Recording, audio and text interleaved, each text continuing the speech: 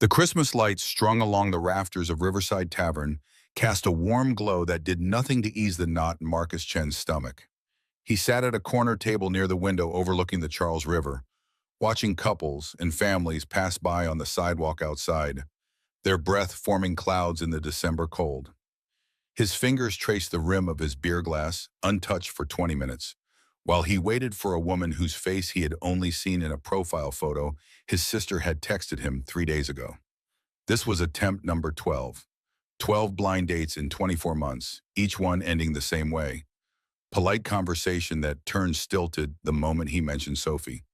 The women would smile, nod, make understanding noises.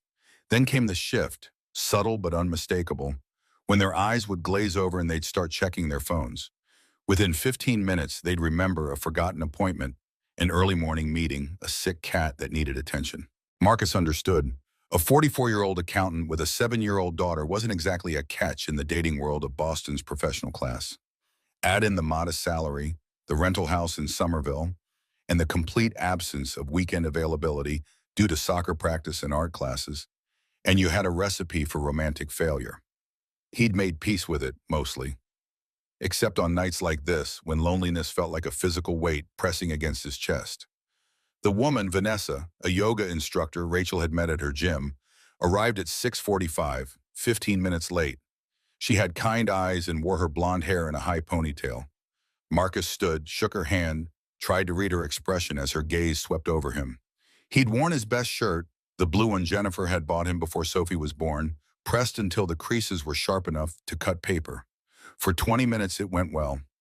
Vanessa taught power yoga in Cambridge. Marcus explained forensic accounting in terms that didn't make people's eyes glaze over. He was good at finding patterns in financial data, spotting the irregularities that meant someone was cooking the books. She laughed at his joke about depreciation schedules. He laughed at her story about a student who'd fallen asleep mid-downward dog. The conversation flowed.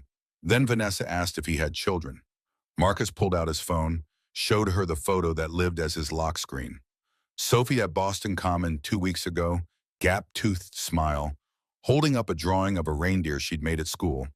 Red-brown leaves scattered around her feet, pure joy captured in pixels.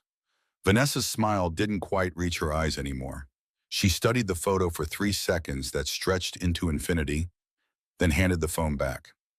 Her tone shifted from warm to careful, the kind of careful people used when they were about to hurt you but wanted to seem kind doing it. She asked about Sophie's mother. Marcus gave her the practiced answer. Jennifer died 6 years ago, ovarian cancer, stage 4 by the time they caught it.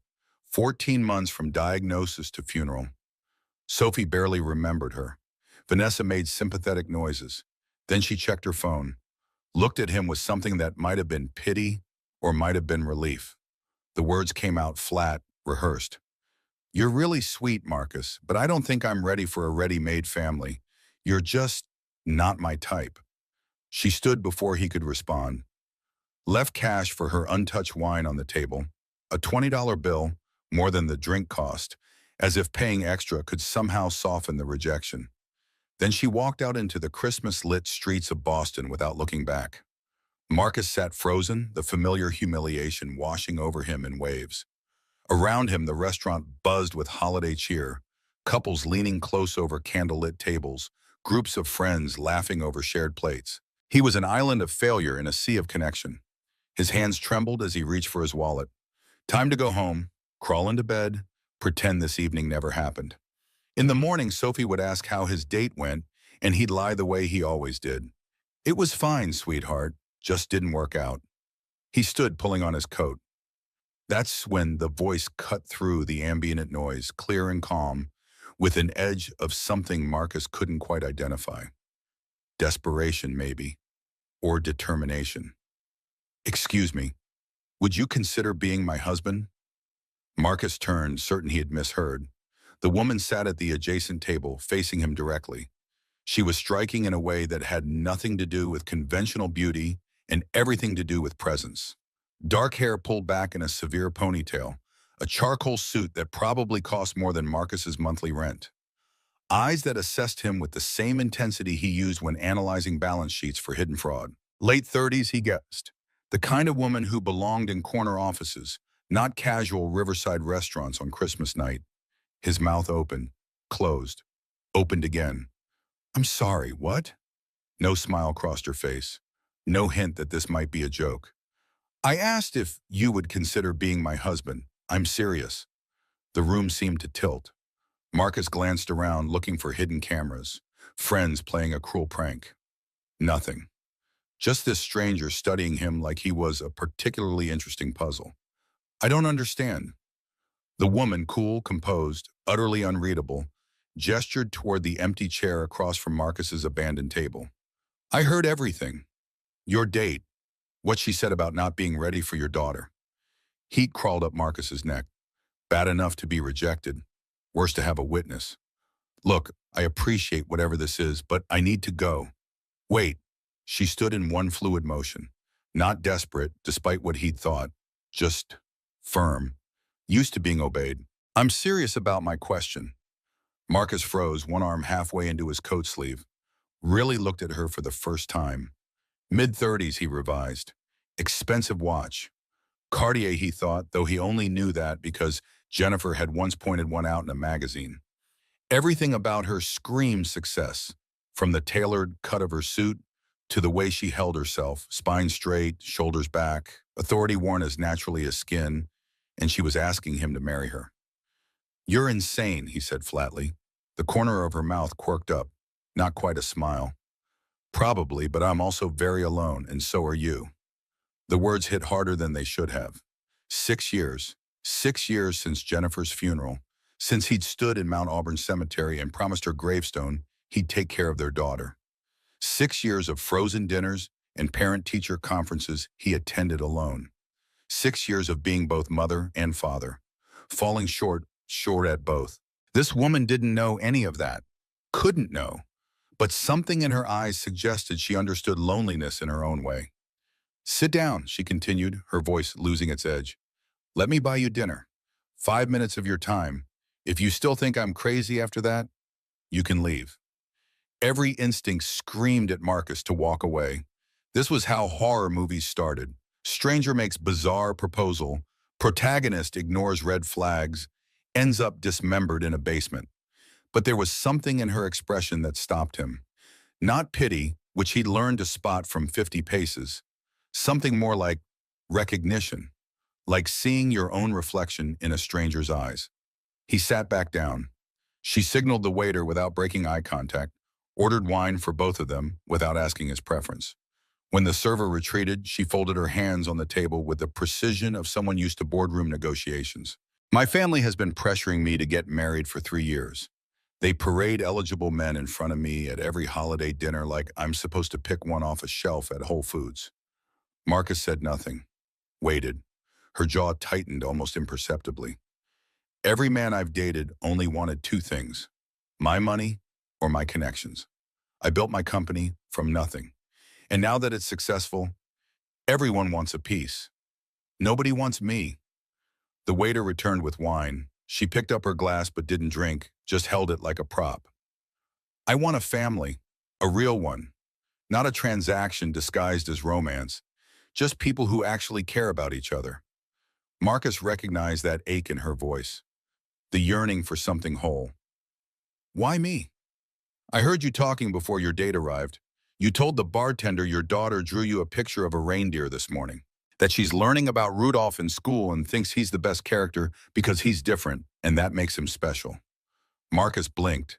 He had said that to the bartender who'd made sympathetic noises while pouring his beer. 15 minutes before Vanessa showed up. I can't have children.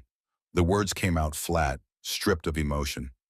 Medical condition, irreversible. When I told my ex-fiancé, he called off the wedding, said he wanted a real family. Anger flared hot in Marcus's chest. That's horrible. It is, but it's also reality. She set down her wine glass with careful precision. You have a daughter who needs a mother figure. I want to be a mother, but physically cannot. You keep getting rejected for having a child. I keep getting rejected for not being able to produce them. She leaned forward slightly. What if we helped each other? Not a fairy tale, a partnership, A practical arrangement that could become something real. Marcus stared at her. She was serious, completely, utterly serious. I don't know anything about you, not even your name. Elena Hartwell. I'm CEO of Technova Solutions. We do cybersecurity software for financial institutions. Started the company 11 years ago in my garage. Now we have 220 employees and 47 million in revenue. She recited the facts like items on a grocery list. I'm 37. I grew up in Boston, Back Bay specifically. My parents are difficult. I have no siblings. I like Thai food and documentaries about space. I hate small talk and people who chew with their mouths open. Despite everything, Marcus felt his lips twitch toward a smile. Marcus Chen, 44, forensic accountant at Morrison and Associates. I catch people who steal from their own companies. I have a daughter, Sophie, who's 7. She loves art and hates broccoli. My wife died 6 years ago from ovarian cancer. I've been alone ever since. Elena nodded slowly as if he'd confirmed something she'd already suspected. I looked you up while you were waiting for your date. Morrison and Associates has a solid reputation. You personally led the audit that uncovered the embezzlement scheme at Berkshire Manufacturing 2 years ago. Saved the company $12 million. Marcus's eyebrows rose. She'd done her homework. You researched me? I make 6-figure decisions every day. You think I'd approach someone without doing basic due diligence? She pulled a manila envelope from the leather bag at her feet, slid it across the table. Prenuptial agreement. I had my lawyer draft a template 6 months ago when I first considered this approach. Never found anyone worth using it on. Until tonight. Marcus opened the envelope with hands that didn't quite feel like his own. Inside, 20 pages of legal language, but the terms were straightforward. Separate finances, no claim to her company or assets. Provisions for Sophie's education and healthcare. Dissolution terms if either party wanted out after 2 years. It was the most romantic yet unromantic thing he'd ever seen. You've been planning this. Not a question. I'm a CEO. I plan everything. Elena's expression softened fractionally. But I've been alone for 4 years, Marcus. Since Bradford, my ex, ended things. I'm tired of being alone. Tired of my parents setting me up with men who see dollar signs instead of a person. Tired of feeling like I'm incomplete because my body won't cooperate with societal expectations. She met his eyes directly. And I think you're tired too. Tired of rejection. Tired of doing everything alone. Tired of your daughter asking for something you can't give her. Marcus's throat closed. This morning, before he'd made Sophie's favorite chocolate chip pancakes, before he'd driven her to school and promised tonight's date would go well, she'd asked him one simple question. Daddy, why don't I have a mommy like the other kids? He hadn't known how to answer, still didn't. This is insane, he said, but the words lacked conviction. Elena signaled the waiter again. Let's eat, get to know each other. You can give us your answer after dessert. They ordered. Elena asked about Sophie, what she liked, what she struggled with, what made her laugh. Marcus found himself talking more than he had in months, maybe years, about Sophie's talent for drawing, how she could lose herself for hours with just paper and colored pencils. About the time she'd tried to give their neighbor's dog a bath and flooded the backyard. About parent-teacher conferences where he sat alone among couples and felt like an imposter. Elena listened with focused intensity, asking follow-up questions that showed she was actually processing the information rather than just being polite. She didn't look at her phone once. When Marcus asked about her company, Elena's eyes lit up in a way they hadn't before. She explained how she'd identified a gap in the market for mid-sized banks that couldn't afford enterprise-level security but needed better protection than off-the-shelf solutions. How she'd taught herself to code at night while working a day job as a junior analyst. How the first 3 years had been brutal, sleeping 4 hours a night, living on ramen, maxing out credit cards to make payroll. My parents told me I was throwing my life away. My father said I should have gone to law school like he wanted. My mother said no man would want a woman who works 70-hour weeks. Elena's expression hardened. They cut me off financially when I refused to quit. Said I needed to learn about consequences. Did you?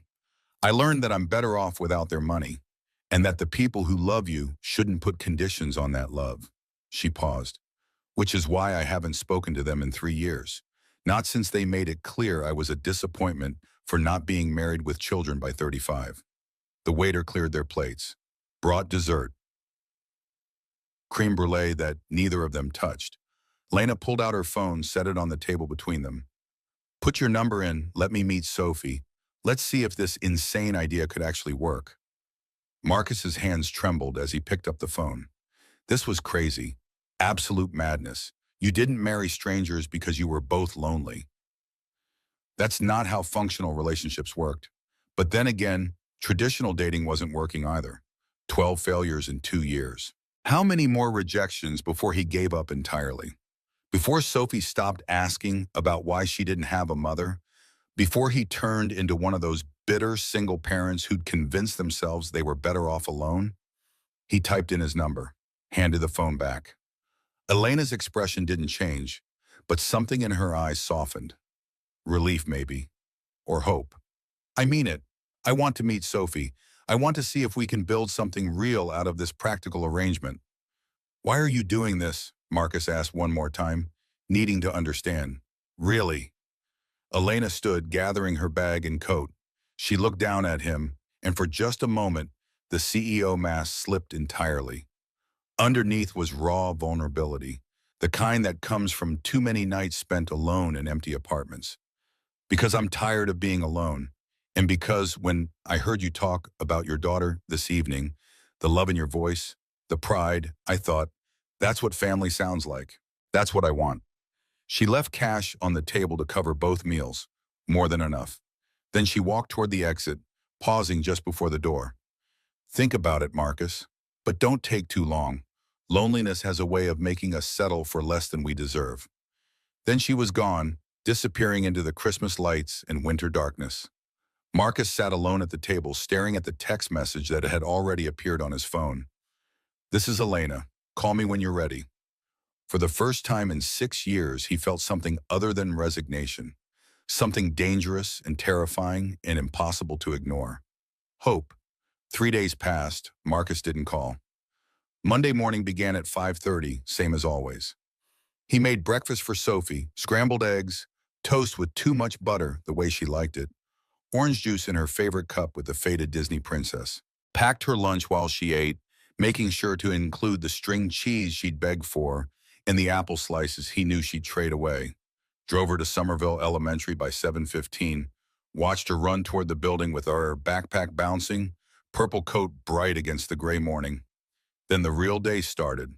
45 minutes on the Red Line to downtown crossing, packed shoulder to shoulders with commuters who avoided eye contact. Up to the offices of Morrison and Associates on the 14th floor of a building that had been modern in 1985 and hadn't updated since. His desk was in a cluster of 5 cubicles, gray fabric walls that absorbed sound and hope in equal measure. Spreadsheets, always spreadsheets. Today it was the preliminary audit for Newton Energy, a mid-sized company in Waltham that wanted to go public in 18 months. Marcus's job was finding the problems before the SEC did, tracking every expense, every asset, every liability, looking for patterns that didn't fit, numbers that were too clean, transactions that happened at convenient times. He was good at it, had a knack for seeing what other accountants missed. But it was also mind-numbing work, hour after hour of comparing figures, building models, testing assumptions. The kind of work that let your mind wander if you weren't careful. Marcus's mind wandered to Elena. He'd been thinking about her constantly for 3 days. The proposal, the prenup, the complete insanity of what she'd suggested. Marriage to a stranger because they were both lonely and could solve each other's problems. It sounded like the premise of a bad romantic comedy, not real life. Except Elena hadn't seemed like someone who dealt in fantasies. She'd been direct, practical, almost clinical in her assessment of their situation. No promises of love or passion, just a partnership that might possibly become something more. Marcus pulled up his personal spreadsheet during lunch, the one he kept in a password-protected file where he tracked every dollar of his life. The numbers told their own brutal story. Monthly income after taxes, $4,200. Rent, $2,400. After-school care for Sophie, $800. Utilities, $200. car payment and insurance, 300, groceries, 600, everything else, clothes, entertainment, unexpected expenses, whatever was left. He was saving roughly $400 a month. At that rate, he'd have enough for a down payment on a modest house in 17 years. Sophie would be graduated from college by then, assuming he could afford to send her to college at all. His current savings, $12,000, would cover maybe one semester at UMass, two if she lived at home. The partner track Ted Morrison kept dangling would help. Senior accountant made 90,000 base, plus bonuses. But partner track also meant 60-hour weeks, weekend work, constant travel. How was he supposed to do that while raising Sophie alone? His phone buzzed. Text from Rachel. Did you call her? Marcus deleted the message without responding. His sister had been hounding him since Christmas, wanting details about the mystery woman he'd mentioned in passing. He hadn't told her about Elena's proposal. Couldn't, because saying it out loud would make it real, and then he'd have to actually decide whether he was desperate enough or crazy enough to consider it. The afternoon dragged. At 5:30, Marcus packed up and headed back to Somerville, picking Sophie up from extended care at 6. She climbed into the back seat, chattering about her day. They'd learned about the solar system and science. She'd traded her apple slices for cookies at lunch. Her friend Emma had invited her to a birthday party next month at some place called Pump It Up. Marcus drove on autopilot, making appropriate noises at appropriate times, while Sophie's voice washed over him. She was happy, healthy, well-adjusted, according to her teacher. But she was also 7, and 7-year-olds couldn't see what was missing from their lives until they compared themselves to others. How long before Sophie realized that everyone else had 2 parents? How long before she started to resent him for not giving her that? Home by 6:30, dinner was spaghetti with sauce from a jar, salad from a bag, garlic bread from the freezer. They ate at the small kitchen table while Sophie told him about a book her teacher had read, something about a girl who could talk to animals. Marcus listened with half his attention, the other half running calculations. If he married Elena, Sophie would have a mother figure. Stability, maybe even private school if Elena's company was as successful as she'd claimed. College would be covered. Sophie would grow up with opportunities Marcus could never provide alone. But at what cost? Marrying someone he didn't know, didn't love, might never love. Living a lie. Teaching Sophie that relationships were transactions rather than connections. After dinner, Sophie worked on homework at the kitchen table while Marcus cleaned up. Then bath time, story time, tucking her into bed with the stuffed rabbit that had been her security blanket since she was 2. He sat on the edge of her mattress, brushing hair back from her forehead. "Daddy?" Sophie's voice was small in the darkness. "Yeah, sweetheart? Do you think Santa could bring me a mommy for next Christmas?" Marcus's chest tightened. "I don't think Santa works that way, kiddo." "Why not? Emma got a new mommy. Her daddy got married last year." "That's different. Emma's dad, he met someone. Can't you meet someone?" Sophie looked up at him with Jennifer's eyes, dark, direct, seeing more than a 7-year-old should. "You go on dates sometimes." "I do. It just hasn't worked out yet." "Is it because of me?" The question came out barely above a whisper. "Do the ladies not like you because you have me?" Every parent fears the moment when their child's perception becomes too sharp, when innocence gives way to understanding. This was that moment. Marcus could lie, could reassure her that wasn't true, but Sophie was smart enough to know he'd be lying. Some people aren't ready for kids. That's about them, not you. "But if I wasn't here, you could find someone." "Hey," Marcus cupped her face gently, "don't ever think that. You're the best thing in my life. Anyone who can't see how amazing you are doesn't deserve to be in our family." Sophie nodded, but her expression suggested she didn't quite believe him. She burrowed under her covers, turning toward the wall. "Night, Daddy." "Good night, sweetheart. I love you." "Love you too." Marcus retreated to the living room, sank onto the couch that had come with the rental, pulled out his phone. Elena's message stared back at him from 3 days ago. He almost called, finger hovering over the contact. Then he closed the phone and picked up the television remote instead. Tuesday was worse. Sophie woke up with a fever, 101 degrees, cheeks flushed, complaining of a sore throat. Marcus called in sick to work, something he could only do 3 times a year without using vacation days he was saving for Sophie's spring break. Spent the day monitoring her temperature, feeding her popsicles, letting her watch more television than he usually allowed. By afternoon, she'd fallen asleep on the couch, and Marcus sat in the kitchen reviewing his personal finances again. Ran projections. If he got promoted to senior accountant, maxed out his 401k contributions, kept expenses exactly where they were, Sophie might graduate from college with 20,000 in student loans. Manageable but not ideal. If he married Elena, Sophie would graduate debt-free. More than that, she'd have access to opportunities Marcus couldn't even imagine. Art classes at the Museum of Fine Arts, summer camps that cost thousands, a college fund that would cover Harvard if she wanted it. All it would pound was his pride, his independence, his belief that he could do this alone. His phone rang. Rachel. "You've been avoiding me," his sister said without preamble. "Sophie's sick. I've been busy." "Bullshit. What happened with the mystery woman?" Rachel had the persistence of a good trial attorney, which she was. 46 years old, divorced 2 years ago after her husband decided he preferred his paralegal. She'd rebuilt her life and now spent her free time trying to fix Marcus's. Nothing happened. It was just a strange conversation. Strange how? Marcus hesitated. Rachel was his closest confidant, had been since they were kids growing up in Quincy, sharing a bedroom because their parents couldn't afford anything bigger. She'd loaned him money when Jennifer got sick and the medical bills piled up. She'd sat with him at the funeral when he couldn't stop crying. She'd held Sophie while he fell apart. If anyone would understand, it would be Rachel. She asked me to marry her. Silence on the line, then, "I'm sorry, what?" Marcus explained. The whole surreal encounter, Elena's proposal, the prenup, her reasons. When he finished, Rachel was quiet for a long moment. "Are you considering it?" "I don't know, it's insane." "It's practical." Rachel's lawyer brain kicked in. "Honestly, Marcus, it's not that different from how wealthy families used to arrange marriages. Strategic alliances, mutual benefit. That was centuries ago. Please, it still happens in some circles. And this woman, Elena, she's being honest about what she wants. No pretense of love. No false expectations. Just two people helping each other out." What about Sophie? What about her? She'd gain a mother figure, financial security, opportunities you can't provide. Seems like she'd benefit most. Marcus rubbed his eyes.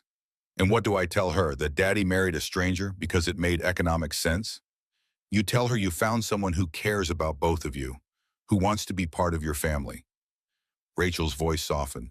"Marcus, you're a great father, but you're also exhausted. I can hear it in your voice. How long can you keep this up? Working full-time, raising Sophie alone, trying to date? Something has to give. So I should just marry this woman." "I'm saying you should at least meet her again. Let her meet Sophie. See if there's potential for something real. You might be surprised." After they hung up, Marcus sat in the quiet house, listening to Sophie's congested breathing from the living room. Rachel had a point. He was exhausted. Bone-deep, soul-level tired in a way that no amount of sleep could fix. The kind of exhaustion that came from carrying everything alone for too long. Maybe Elena was right. Maybe this insane idea could actually work. Wednesday evening, after Sophie was asleep, Marcus called. Elena answered on the second ring. "You're overthinking this." Despite everything, Marcus almost laughed. "How do you know?" "Because I've been doing the same thing. I almost deleted your number twice." A pause. "I'm scared too, Marcus. This isn't easy for me either. I have a daughter. She's been through enough losing her mother. I can't bring someone into her life unless I'm sure." "You'll never be sure. That's not how life works. But staying alone because you're afraid of failure? That's not protecting Sophie. That's protecting yourself." The words stung because they were true. Marcus had been telling himself he was keeping Sophie safe by avoiding relationships. But really he was avoiding the possibility of rejection, of loss, of having to grieve again. Saturday, he heard himself say, "There's a park near my house. Lexington Common, 10 in the morning. I'll be there." Marcus hung up and sat in the darkness of his bedroom, wondering if he just made the best decision of his life or the worst. Saturday arrived too fast. Marcus made Sophie's favorite breakfast, chocolate chip pancakes, the recipe Jennifer had taught him in their first apartment, back when they were young and broke and stupidly happy. He'd perfected them over 6 years of practice. Crispy edges, fluffy center, chocolate melted just right. Sophie ate three, getting syrup on her chin, chattering about the new art supplies her teacher had given her. Real colored pencils, not the cheap ones. Marcus watched her, memorizing the moment. Whatever happened today, their life was about to change. "We're meeting someone at the park," he said, trying to sound casual. "A friend of mine." Sophie looked up, suspicious. At 7, she'd already learned that adults rarely told the whole truth. "What kind of friend?" "Her name is Elena. She's someone I met recently. She wants to meet you." "Is she your girlfriend?" "No." Then, because honesty mattered, "Not exactly. She's just someone I'm getting to know." Sophie processed this, syrup dripping from her fork. "Okay, can I bring my sketchbook?" "Of course." They drove to Lexington Common, the park where Marcus brought Sophie most weekends when the weather cooperated. 20 minutes from home, big enough to run around, with a pond that attracted ducks year-round. Sophie loved the ducks, bought stale bread with her allowance to feed them even though the sign said not to. Elena was already there, sitting on a bench near the pond. But she'd transformed. Gone was the severe suit and corporate armor. Instead, jeans that looked expensive but casual, a navy sweater, winter boots. Her hair was down, falling past her shoulders in waves. Less CEO, more human. She stood as they approached, and Marcus saw genuine nervousness in her expression. Good, at least he wasn't the only one terrified. "Elena, this is Sophie. Sophie, this is Elena." Sophie studied Elena with the brutal honesty of children. "Hi, you're pretty." Elena smiled, and it reached her eyes in a way it hadn't at the restaurant. "Thank you, you're pretty too. I love your coat." "It's purple, that's my favorite color." Sophie held up the bag of bread. "I'm going to feed the ducks. Do you want to come?" "I'd love to."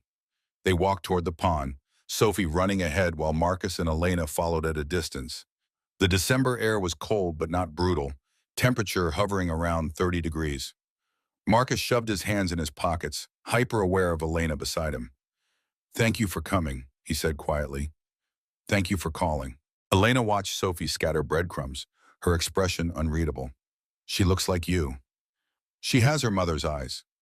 "I know." Elena glanced at him. "I mean, I assumed. You mentioned your wife was—" "I'm sorry. That must have been awful." "It was. Still is sometimes." Marcus surprised himself with the honesty. "I loved Jennifer.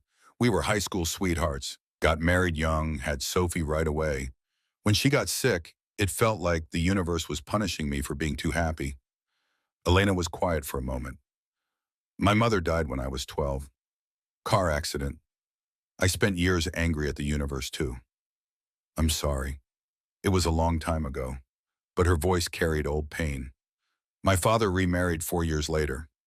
I hated my stepmother at first, thought she was trying to replace my mom. But Catherine was patient. Eventually I realized she wasn't replacing anyone. She was just adding something new." Marcus understood the implication. "Is that what you think you'd be doing? With Sophie?" "I don't know what I'd be doing. I've never been a mother, never been around children much." Elena's vulnerability showed through. "I'm terrified I'll mess this up, that Sophie will hate me, that I'll prove my ex-fiancé right, that I'm incomplete." "You're not incomplete. Try telling my parents that." Bitterness crept into her tone. "Actually, don't. They'll probably agree with Bradford." Sophie ran back, eyes bright. "There's a really fat duck. Come see." She grabbed Elena's hand without hesitation, pulling her toward the water. Elena let herself be led, glancing back at Marcus with an expression that might have been panic or might have been joy. Marcus followed, watching his daughter and this stranger who wanted to be part of their lives. The duck was indeed fat, puffed up against the cold. Sophie named him Duke because he's fancy, and insisted on giving him extra bread. Elena laughed at something Sophie said, and the sound was genuine, unforced. Not the practiced laugh of someone trying to win over a child, but real amusement. They stayed at the park for 2 hours. Sophie showed Elena her sketchbook, the drawings she'd been working on, animals mostly, with some portraits of Marcus that were surprisingly accurate. Elena praised her technique, asked questions that showed she was actually looking at the art, not just being polite. When Sophie asked if Elena could draw, Elena admitted she was terrible at it. Sophie immediately offered to teach her. They sat on a bench, Sophie explaining principles of shading and perspective that seemed advanced for a second grader, while Marcus stood nearby and watched his life potentially transform. Finally, Sophie got cold. "Can we go home? My fingers are freezing." "Of course," Marcus turned to Elena. "Do you want to—" He stopped. Inviting her to their house felt like crossing a line. "Come over," Elena finished. "If that's okay with Sophie." Sophie nodded enthusiastically. "You can see my room. I have 100 drawings on my wall." "Probably closer to 50, Marcus corrected, but he was smiling. "Okay, follow us." The drive back to Somerville felt surreal. Marcus kept glancing in the rearview mirror, seeing Elena's Tesla behind his decade-old Honda Civic. The contrast couldn't be more stark. His life versus hers, poverty versus wealth. But she'd chosen to follow him anyway. His rental house looked shabbier than usual through Elena's eyes. One-story ranch, gray siding that needed repainting, a small front yard with grass he kept neatly trimmed but couldn't make lush. Inside, furniture he'd bought used on Craigslist, carpet worn in high-traffic areas, walls decorated with Sophie's artwork because he couldn't afford anything else. Elena stepped inside and didn't flinch. Just looked around with genuine interest, studying the photos on the mantel. Sophie at various ages, a few of Jennifer and Marcus from before, back when they'd been young and in love. "She was beautiful," Elena said softly, looking at a wedding photo. Marcus's throat tightened. "Yeah, she was." Sophie grabbed Elena's hand again. "Come see my room." The house was small enough that Sophie's room was visible from the living room, a converted office barely big enough for a twin bed and dresser.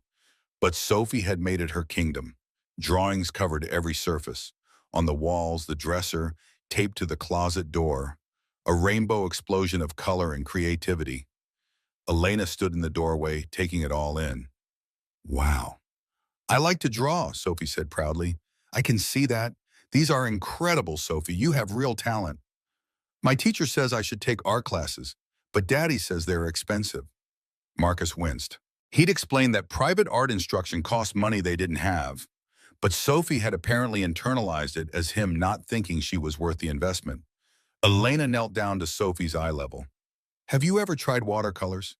"No, are they fun?" "They can be. They're also tricky, but I bet you'd be amazing at them." Elena glanced up at Marcus. "My stepmother teaches watercolor classes at the Museum of Fine Arts. For kids. If you're interested, I could ask about enrollment." "Elena, we can't," Marcus started. "I'm not offering to pay, just offering to ask about it. Whether you enroll is up to you." The careful phrasing, not imposing, just providing information. Marcus found himself nodding. They stayed for an hour. Elena sat on Sophie's floor, letting a 7-year-old teach her how to draw. Her rabbit looked more like a deformed potato, which made Sophie laugh until she couldn't breathe. Marcus stood in the doorway watching, feeling something crack open in his chest. When Elena finally said she needed to leave, Sophie hugged her. Not a quick, polite hug. A real one, arms wrapped tight, head against Elena's stomach. "Can you come back?" Sophie asked. Elena looked at Marcus, a question in her eyes. He nodded. "If your dad says it's okay, I'd love to come back." "Daddy, can she?" "Yes, sweetheart, she can come back." After Elena left, after Sophie went to bed still talking excitedly about her new friend who couldn't draw, Marcus sat alone in the living room. His phone buzzed. Text from Elena. "Thank you for today. Sophie is wonderful. You're doing an amazing job raising her." Marcus stared at the message for a long time before responding. "Thank you for coming. She really liked you." 3 dots appeared, disappeared, and appeared again. Finally, "I really liked her too, and you. Would it be okay if I came back next Saturday?" "Yes, that would be okay." "Good. See you then." Marcus set down his phone and let himself feel it, the dangerous, terrifying thing he had been trying to avoid. Hope that this insane idea might actually work, that Elena might become part of their lives, that Sophie might finally have what she'd been asking for, that Marcus might not have to do this alone anymore. The next 8 Saturdays established a pattern. Elena arrived at 10, dressed in jeans and sweaters, her CEO armor left at home. Sometimes they went to parks, other times museums. Once to the New England Aquarium, where Sophie pressed her face against the glass and named all the fish while Elena stood beside her, listening with genuine interest. Marcus watched them grow comfortable with each other. Watched Sophie's initial shyness transform into easy affection. Watched Elena stop asking permission before making suggestions, start offering opinions about Sophie's drawings, begin to understand the rhythm of their small family. It wasn't romantic, not really. More like practice, rehearsal for the roles they might play. But small moments accumulated into something larger. Elena's laugh when Sophie told terrible knock-knock jokes. The way she crouched down to Sophie's eye level when talking to her, giving her full attention. How she remembered Sophie's favorite color, her favorite food, the names of her classroom friends. One Saturday in late February, they attempted to bake cookies. Elena admitted she'd never baked anything in her life. Her family had always had a chef. Marcus walked her through the recipe Jennifer used to make, the one printed on the back of the chocolate chip bag. They measured ingredients wrong, forgot to set a timer, ended up with cookies that were charred on the edges and raw in the middle. Sophie thought it was hilarious. Elena laughed until she cried. Marcus ordered pizza and felt something shift in his chest, some wall he'd built crumbling. Another Saturday, they went ice skating at Boston Commons Frog Pond. Elena couldn't skate, kept falling, clutching the wall like it was the only thing keeping her alive. Sophie and Marcus each took one of her hands, pulling her around the rink while she wobbled and laughed and swore she was going to break something. When Elena finally managed 3 consecutive strides without falling, Sophie cheered like Elena had won the Olympics. Elena's smile, pure joy, unguarded, made Marcus's heart skip. After, when Sophie ran ahead to the hot chocolate stand, Elena turned to Marcus. "Thank you." "For what?" "For this, for letting me be part of it." Her gloved hand brushed his. "I haven't been this happy in, I can't remember how long." Marcus looked at her, really looked, saw past the CEO, past the carefully constructed competence, to the lonely woman underneath who just wanted to belong somewhere. "Me either," he admitted. Their hands stayed touching, just fingers through winter gloves, barely any contact at all, but it felt like a promise. The evening Sophie got sick changed everything. A Tuesday in early March. Marcus got the call from school. Sophie had a fever, needed to be picked up. He left work early, brought her home, watched her temperature climb to 102. He texted Elena, "Sophie's sick, can't make Saturday." Her response came within minutes, "I can come help." "You don't have to do that, you have work. I'm the CEO, I can work from anywhere. I'll be there in 20 minutes. Marcus should have said no, this wasn't part of their arrangement. Elena wasn't obligated to play nurse to his sick kid, but he was exhausted, worried, and the thought of not handling this alone was too tempting to resist. Elena arrived with soup from a restaurant in Cambridge, medicine Sophie actually liked, and a stuffed animal Marcus hadn't asked her to bring. She sat with Sophie while Marcus tried to work from his laptop at the kitchen table, answering emails he couldn't focus on. At some point, Marcus looked up to find Sophie asleep on the couch, head in Elena's lap. Elena had her laptop balanced precariously on the arm of the couch, typing one-handed while the other stroked Sophie's hair. She glanced up, saw Marcus watching, and smiled. Something inside Marcus broke open. Or maybe healed. He couldn't tell the difference anymore. That evening, after Sophie's fever broke and she was sleeping peacefully in her room, Marcus and Elena sat at his small kitchen table with coffee. Neither of them was drinking. "Can I ask you something?" Elena's voice was quiet. "Sure." "Do you think about her when I'm here? Your wife?"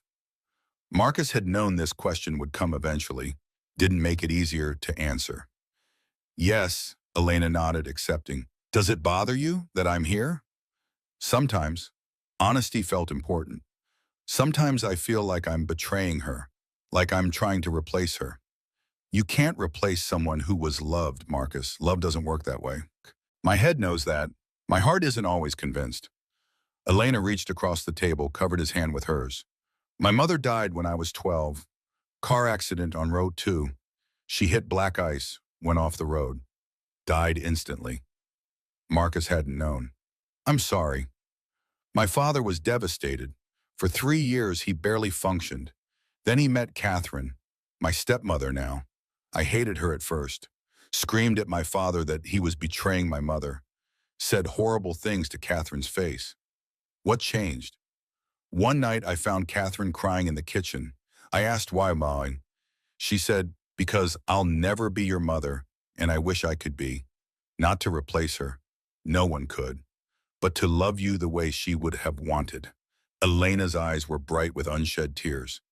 I realized Catherine wasn't trying to erase my mother. She was just trying to add new love to the space my mother left behind. The words hit Marcus like a physical blow. That's what you're doing. Trying to add something new. I'm not trying to be Jennifer. I couldn't be, even if I wanted to. I'm just trying to be part of your lives, if you'll let me. Marcus's throat was too tight to speak. He nodded instead. Elena squeezed his hand. I need you to know something. This started as a practical arrangement, a transaction, but it's not that anymore, not for me. What is it? I'm falling in love with Sophie, and I think, she took a shaky breath, I think I'm falling in love with you too. The world seemed to stop. Marcus stared at her, this woman who'd walked into his life 3 months ago with an insane proposal, who'd met his daughter, baked terrible cookies, learned to ice skate, sat with them through illness and ordinary Saturdays, who'd somehow become essential. This wasn't supposed to happen, he said. I know. We were supposed to keep it practical, transactional. I know. But I can't. Marcus's voice broke. I can't keep it practical anymore. Because somewhere along the way, I started falling for you too. Elena's breath caught. Really? Really? You're brilliant and kind and terrible at drawing. You make Sophie laugh. You make me feel like maybe I don't have to carry everything alone. And that terrifies me. It terrifies me too. Elena stood, came around the table. Marcus stood to meet her. They faced each other across 3 feet of kitchen linoleum, across the gulf of everything that separated them. Wealth and poverty, success and struggle, her future and his past. Then Elena closed the distance, and Marcus met her halfway. The kiss was soft, tentative, tasting of coffee and possibility. Elena's hand came up to cup his face, and Marcus pulled her closer, feeling her warmth against him. It wasn't passionate or desperate. It was gentle, careful. The kiss of 2 people who'd been lonely too long and were terrified of breaking something precious. When they pulled apart, both were trembling. What do we do now? Elena whispered. I don't know, but I'd like to find out. She rested her forehead against his. Me too. 2 weeks later, Elena brought it up, meeting her parents. They were at Marcus's house, Sophie occupied with a new sketchbook Elena had brought. Marcus and Elena sat at the kitchen table, and he watched her steel herself for the conversation. I think it's time you and Sophie met my parents. Marcus's stomach dropped. Are you sure that's a good idea? No, but we can't avoid them forever. If this is going to work, really work, they need to know about you. What have you told them? That I'm seeing someone, that it's serious. Elena's jaw tightened. I haven't mentioned Sophie yet. Warning bells clanged in Marcus's head. Why not? I wanted them to meet you both first, to see how good this is before they start judging. Judging? Marcus's voice went flat. Elena, what aren't you telling me? She looked away. My parents have certain expectations. They won't understand at first, but once they see us together, how happy I am, they'll come around. Will they? Marcus heard the bitterness in his own voice. I'm a mid-level accountant who rents a house in Somerville and raises someone else's kid. What exactly is there for them to understand? Don't, Elena's tone sharpened. Don't diminish yourself. I'm not. I'm being realistic about how they'll see me. He leaned back. You grew up in a mansion in Back Bay. I grew up in a 2-bedroom apartment in Quincy, sharing a room with my sister until I was 16. We're from different worlds, Elena. I don't care what world you're from, but your parents will. Elena's silence was answer enough. Marcus rubbed his eyes. When? Friday night, dinner at their house. She reached for his hand. I'll be right there. I won't let them hurt you or Sophie. It was a promise she couldn't keep, and they both knew it. Marcus spent the next 3 days preparing. Wednesday, he went to Macy's and bought a suit. Charcoal gray, on sale, but still $320, nearly a week's pay after taxes. The sales associate asked if it was for a special occasion. Marcus said he was meeting his girlfriend's parents. The man's sympathetic grimace said everything. Thursday evening, Marcus sat Sophie down for a talk. Remember, Elena, how we've been spending Saturdays with her? Sophie nodded, coloring at the kitchen table. She wants us to meet her mom and dad. We're going to have dinner at their house tomorrow. Sophie looked up. Crayon paused. Are they nice? Marcus chose his words carefully. They're formal. They have a very big house. There will be fancy food and a lot of forks. I need you to use your best manners, okay? Okay, why do we have to go? Because Elena's family is important to her, and we're important to Elena. So we're like her family now? The question pierced Marcus. Kind of. We're trying to be. Does that mean Elena is my mom? Marcus's breath caught. They'd never explicitly discussed what Elena's role would be. Do you want her to be? Sophie considered this seriously. I think so. She's nice, and she doesn't mind that I can't draw as good as her. Elena can't draw at all, kiddo. Exactly, Sophie grinned. So we're perfect together. The logic of 7-year-olds. If only adult relationships were that simple. Friday arrived with the weight of inevitability. Marcus, dressed in his new suit, helped Sophie into the dress they'd bought at Target, navy blue with white flowers, the nicest thing she owned. She looked so small and vulnerable that Marcus almost called the whole thing off. But Elena was already on her way. Too late to back out now. They drove to Back Bay in Marcus's Honda, following Elena's Tesla through streets that became progressively more expensive. Past brownstones and tree-lined avenues. Past buildings Marcus couldn't afford to look at, let alone live in. Finally stopping in front of a 3-story federal-style mansion that probably cost more than Marcus would earn in his entire life. Sophie pressed her face to the window. Daddy, is this a palace? No, sweetheart. Just a very big house. Elena lives here? She grew up here. She has her own place now. Sophie absorbed this, trying to reconcile the Elena who sat on their floor drawing with the Elena who came from this world. Elena met them at the door, looking nervous in a way Marcus had never seen her. She wore a dress he'd also never seen. Silk, probably designer, transforming her back into the CEO who'd first approached him. Her armor was on, protection against whatever was coming. Ready? Her smile didn't reach her eyes. No, Marcus admitted, but let's do this anyway. They climbed the steps to the front door. Elena's hand found his, squeezed once. The door opened. Catherine Hartwell stood there, blonde hair in a perfect bob, Chanel suit, pearls that cost more than Marcus's car. Her gaze swept over Marcus and Sophie with clinical precision, assessing, calculating, finding them wanting. Welcome, boy.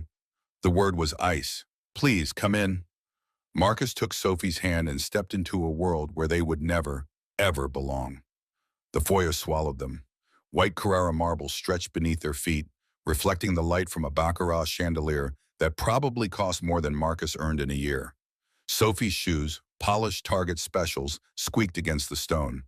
The sound echoed in the cavernous space, announcing their inadequacy. Robert Hartwell emerged from what looked like a library, all mahogany and leather-bound books.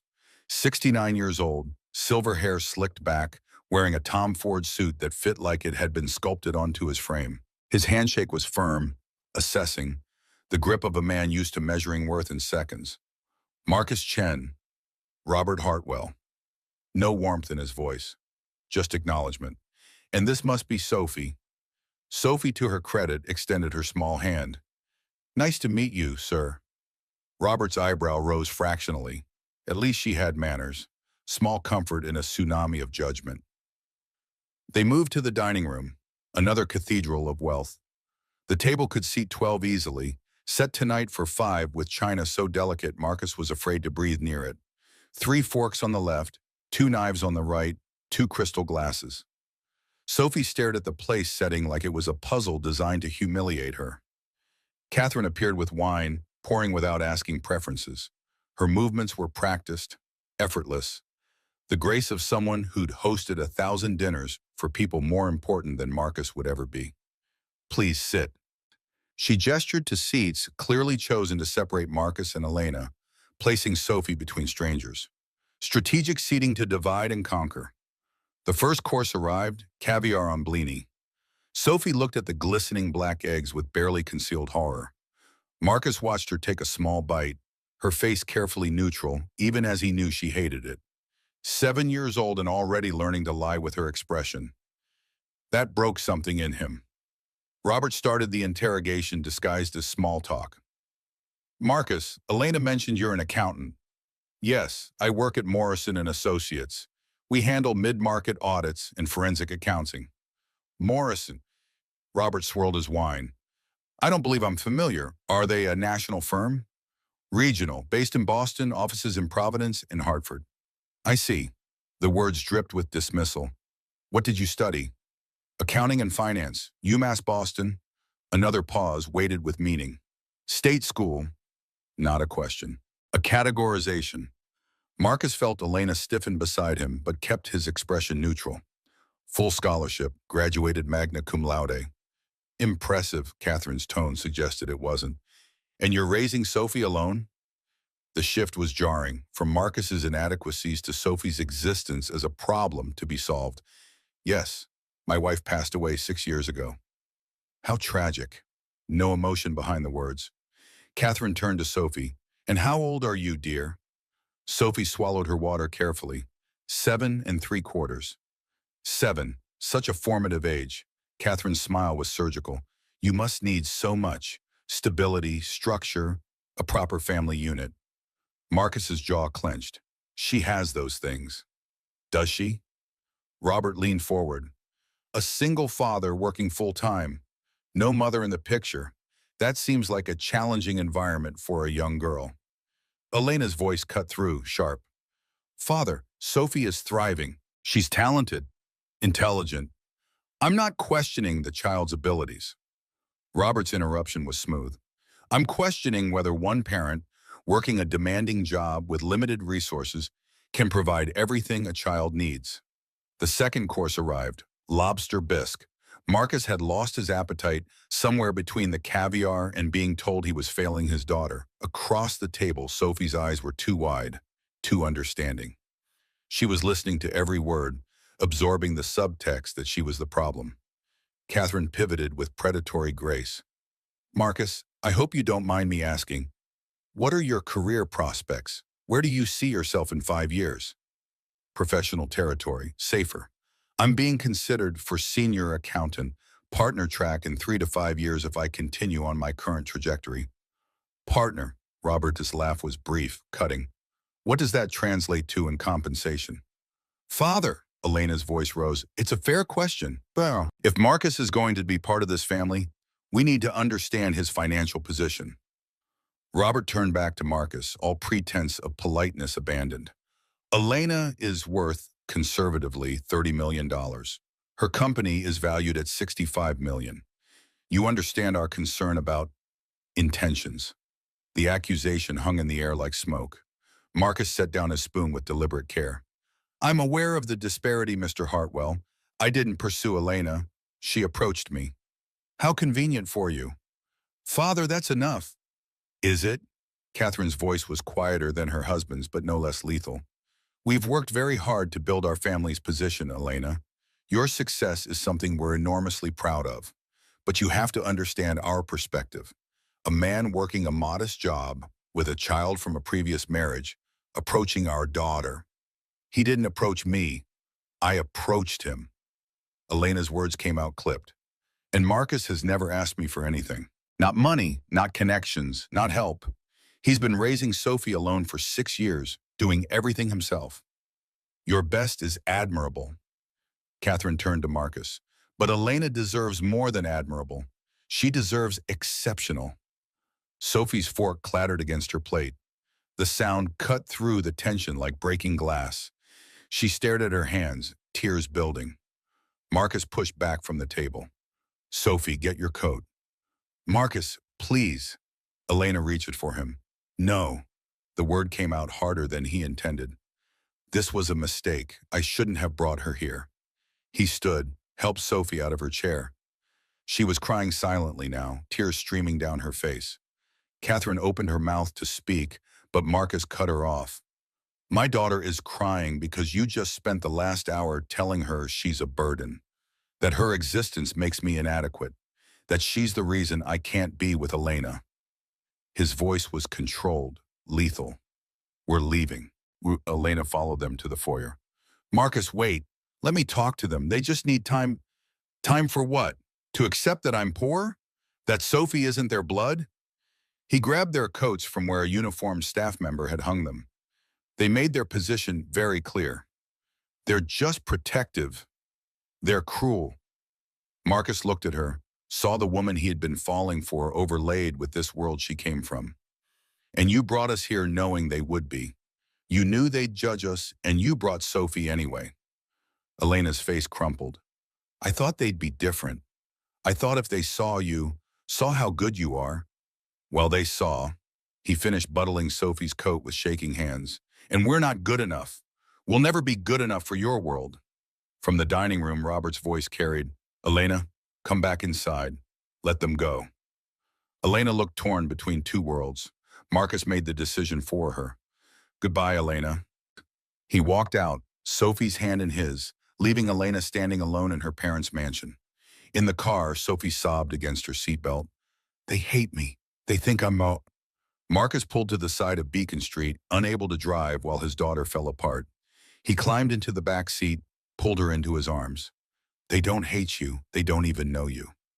But they said you can't give me good things, that I make everything wrong. They're wrong, so wrong, Sophie. He held her tighter. You are the best thing in my life. You make everything right. But even as he said it, doubt crept in. Maybe the Hartwells were right. Maybe Sophie would be better off with a father who could provide more, who wasn't stretched, so thin he could barely hold it together. Maybe loving her wasn't enough. The drive home passed in silence. Sophie fell asleep against the window, exhausted from tears. Marcus carried her inside, tucked her into bed without changing her out of the dress. She stirred briefly. Is Elena gone? His throat closed. Yeah, sweetheart, probably. Forever? I don't know. Sophie turned toward the wall, pulled her rabbit close. Marcus sat on the edge of her bed until her breathing evened out, then retreated to the living room. His phone lit up with Elena's calls. He declined them all. Text messages piled up. Apologies, explanations, pleas to talk. He deleted them without reading past the first lines. At 2 a.m, he sat on the floor of his living room in the dark, the weight of failure pressing down. He'd thought he could bridge the gap between their worlds. Thought love might be enough to overcome class differences that had existed for centuries. He'd been naive, stupid, and he'd dragged Sophie into the wreckage of his delusion. His phone rang. Rachel, he answered because ignoring her only made her more persistent. I've been calling for hours. What happened? Marcus told her. Every humiliating moment. When he finished, Rachel was quiet for so long he thought she'd hung up. Finally, you're an idiot? Thanks, really helpful. I'm serious, Marcus. You're being an idiot. Her lawyer voice, sharp and unforgiving. Those people were horrible. Agreed. They insulted you and Sophie. Absolutely unacceptable. So you left. Good. Necessary. Then why? Because you're not just running from them. You're running from Elena. You're using this as an excuse to bail on the relationship before you get hurt worse. Rachel's tone softened fractionally. Marcus, when Jenny was dying, what did she make you promise? His hands clenched. I don't want to talk about Jennifer. Too bad. What did she promise you to promise her? The memory surfaced like a drowning man gasping for air. Jennifer in the hospital bed, tubes and monitors and the smell of antiseptic. Taking his hand with what little strength she had left, making him swear. She made me promise to be happy. His voice cracked. To not let her death make me afraid to live. And what are you doing right now? That's different. Is it? You found someone who loves you, who loves Sophie. The first time it got hard, you ran. Rachel's voice turned fierce. You think Jenny would want this? You think she'd want you teaching Sophie that when things get tough, you quit? I'm protecting Sophie.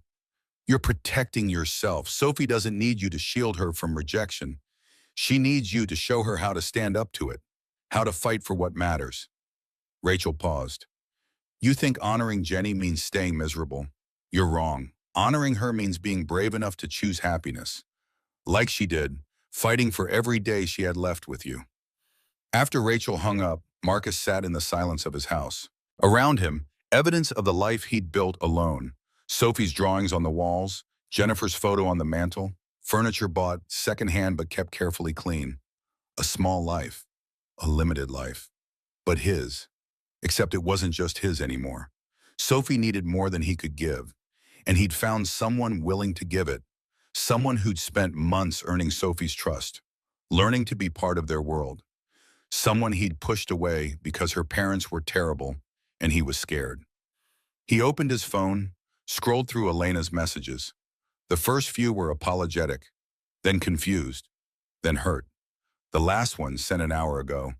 I understand if you don't want to see me again, but please don't punish Sophie for my parents' mistakes. She deserves better than losing someone else she loves. Marcus stared at the words until they blurred. Sophie had lost her mother at 14 months old. Now she'd lost Elena because Marcus was too proud and too scared to fight for them. Rachel was right. He was an idiot. Morning came with exhausted clarity. Marcus found Sophie already awake, sitting at the kitchen table without breakfast. Her sketchbook lay open but blank. She didn't look up when he entered. Sophie, sweetheart, I need to talk to you. She stayed quiet. Marcus sat across from her, choosing words carefully. I made a big mistake last night.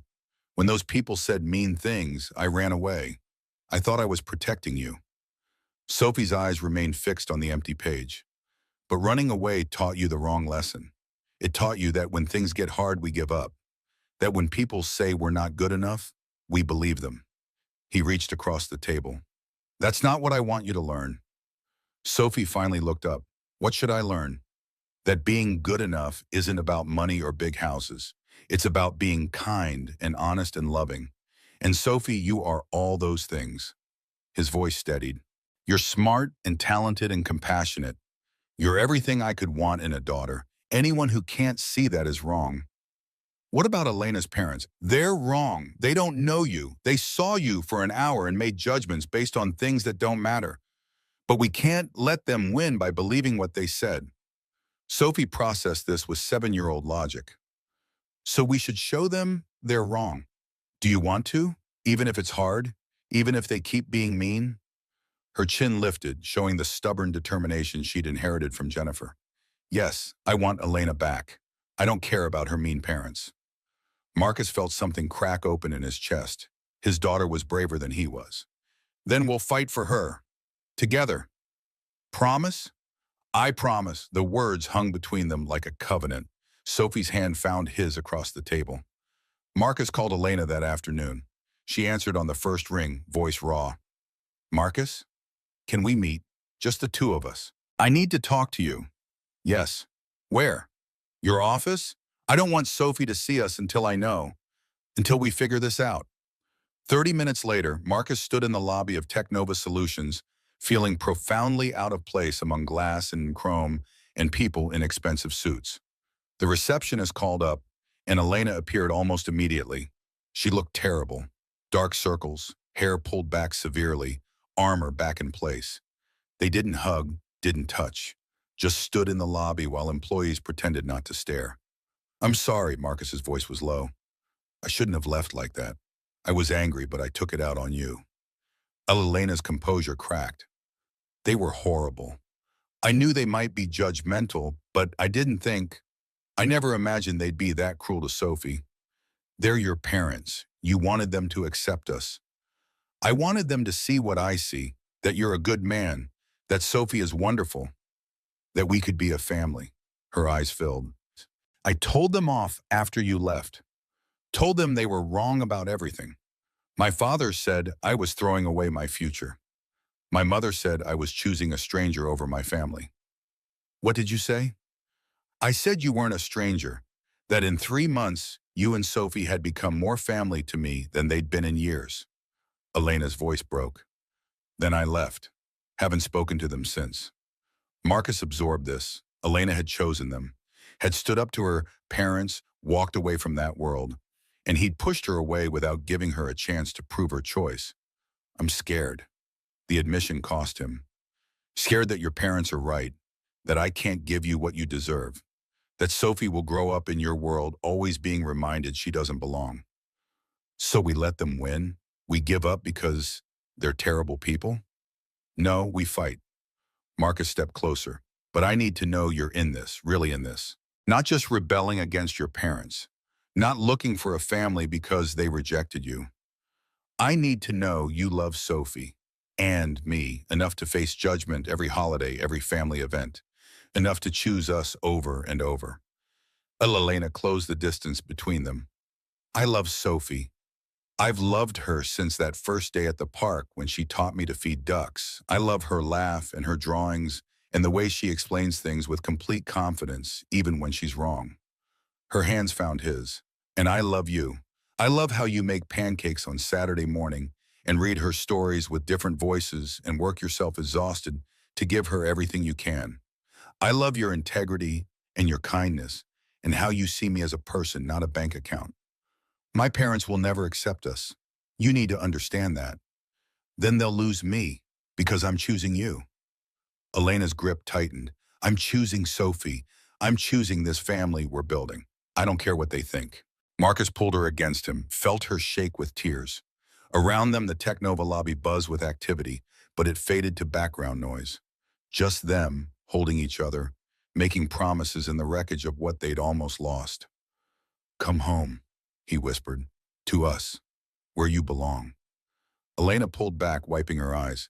Can I, after everything? Sophie wants you back. She told me this morning she wants to fight for you. Marcus managed a smile. Turns out my 7-year-old is braver than I am. She gets that from you. No, she gets it from her mother. Jennifer would have fought your parents, would have told them exactly what she thought. His throat tightened. I think she'd like you. I think she'd be glad Sophie has you. Elena kissed him then, soft and certain, tasting of salt and promise. When they broke apart, she was smiling through tears. Take me home, Marcus, to my family. They drove separately, Elena following his Honda in her Tesla, the metaphor too obvious to ignore. But this time the distance between their cars felt bridgeable. This time they were heading toward the same destination. Sophie opened the door before Marcus could get his keys out, launched herself at Elena with enough force to nearly knock her over. You came back, Elena caught her, held tight. I came back, for good, if you'll have me. Forever? Forever. Elena met Marcus's eyes over Sophie's head. I'm not going anywhere. We're going to face whatever comes, together. Sophie pulled back, face serious. Even your mean parents. Even them. We'll show them what a real family looks like. They went inside, all three of them, finally complete. Marcus closed the door on the outside world and allowed himself to believe it. That this insane arrangement could work. That love could overcome class differences and judgment in the ghosts of past lives. That his small house in Somerville could hold a woman who came from mansions and wealth. That Sophie could have the family she'd been wishing for. Elena stayed for dinner, spaghetti with sauce from a jar. Nothing fancy but made with care. Sophie talked nonstop about school, about drawings she wanted to make, about whether watercolors would be harder than colored pencils. Elena listened with focused attention, asking questions, making Sophie light up with every word. After Sophie went to bed, Marcus and Elena sat on his worn couch with terrible coffee and acknowledged the truth.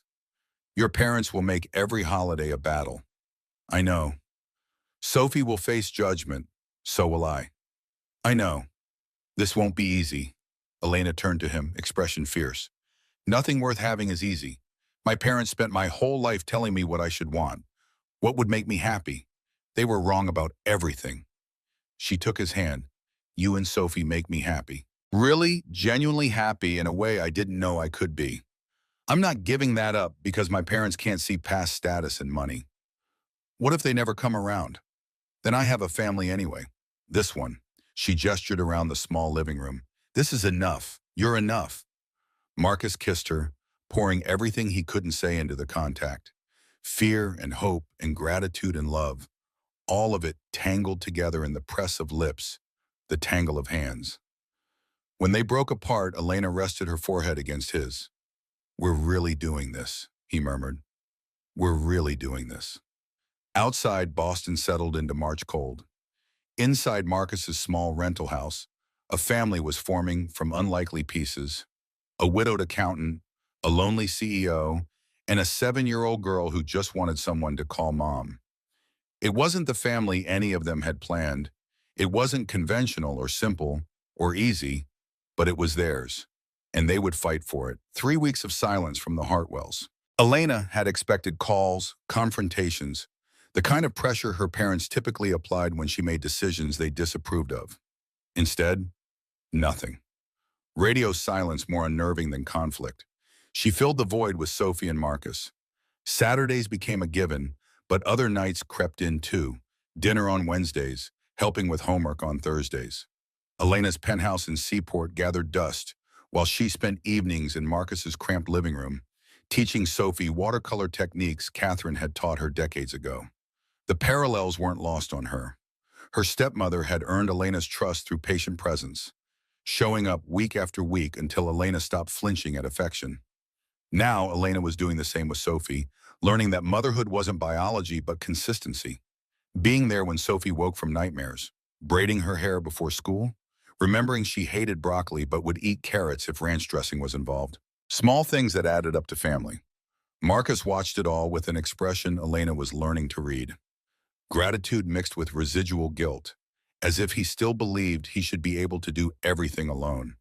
She'd catch him sometimes, standing in doorways while she and Sophie worked on art projects, his face unguarded. Whatever walls he'd built after Jennifer died were coming down brick by brick. On a Tuesday in late March, Elena's phone rang during a product demo with potential clients in New York. She glanced at the screen, mother, and declined the call. 15 seconds later, it rang again. Then again. Elena excused herself from the video conference, stepped into her private office. What? Catherine's voice came through clipped, controlled. Your father and I would like to see you, and Marcus, and the child. Her name is Sophie. We'd like to see Sophie, a microscopic adjustment. This Saturday, neutral ground, Cafe Madeleine in Harvard Square, 2 o'clock. Elena's instinct screamed trap. Witalia, because you're our daughter, because you clearly intend to continue this relationship despite our concerns. A pause waited with something Elena couldn't identify. Because we'd like to try again. Properly. The word caught Elena off guard. Properly. As if the dinner had been a failed first draft, not a calculated attack. I need to talk to Marcus. Of course, let me know by Thursday. The line went dead. Elena stared at her phone, trying to decode the conversation. Her parents didn't admit mistakes, didn't ask for second chances, didn't use words like properly unless they were laying groundwork for something else. She called Marcus from her office, explained the situation. His immediate response, no, Ock. Marcus, they had their chance. They used it to make Sophie cry. I'm not putting her through that again. What if they've changed their minds? Even as Elena said it, doubt crept in. What if they actually want to try? People like your parents don't change in 3 weeks. The certainty in his voice stung because it mirrored her own suspicions. But underneath ran a thread of something else. Hope she didn't want to acknowledge. Hope that her parents might see what she saw. That family didn't have to mean choosing between the man she loved and the people who raised her. 1 hour, public place. The moment they say anything cruel, we leave. Lena's throat tightened. I need to try, Marcus. They're still my parents. And if there's any chance... Silence stretched on Marcus's end. Finally, 1 hour. But I'm asking Sophie first. If she doesn't want to go, we don't go. Sophie surprised them both. When Marcus explained the situation that evening, carefully emphasizing it was her choice, Sophie's response was immediate. Can we go? You don't have to, sweetheart. After what they said, I know. Sophie set down her colored pencil, met her father's eyes with disturbing maturity. But you said we should show them they're wrong. We can't do that if we never see them. Marcus looked at Elena, who'd stayed for dinner and was now witnessing his daughter be braver than both adults combined. You're sure? Yes. Besides, Elena will be there. And you? I'm not scared if you're there. The trust in her voice made Elena's eyes burn. This child who'd lost her mother, who'd watched her father struggle alone, who'd been rejected by date after date, she was willing to face judgment again because she believed in them, in the family they were building. Saturday arrived with the inevitability of execution day. Marcus wore his interview suit again, the one he'd bought for the disaster dinner. Elena wore designer jeans and a silk blouse, casual but expensive, a compromise between her world and his. Sophie had picked her own outfit, purple dress with leggings, the purple coat she loved. Battle armor in 7-year-old form. They drove separately to Harvard Square, meeting outside Café Madeleine. The cafe was aggressively neutral, exposed brick, reclaimed wood tables, the kind of place where Harvard professors graded papers while trust fund students pretended to study. Middle ground between Marcus's Somerville and Elena's Back Bay. Robert and Catherine were already seated at a corner table. They dressed down too, Robert in slacks and a sweater, Catherine in an elegant pantsuit without the Chanel armor. The visual concession felt calculated, but Elena chose to see it as effort. Sophie walked between Marcus and Elena, holding both their hands. When they reached the table, she extended her hand to Catherine without prompting. "Hello, Mrs. Hartwell." Catherine blinked, clearly not expecting formality from a child. She shook Sophie's hand. "Hello, Sophie. Thank you for coming." They sat. Elena positioned herself between Marcus and her parents, literal and metaphorical buffer.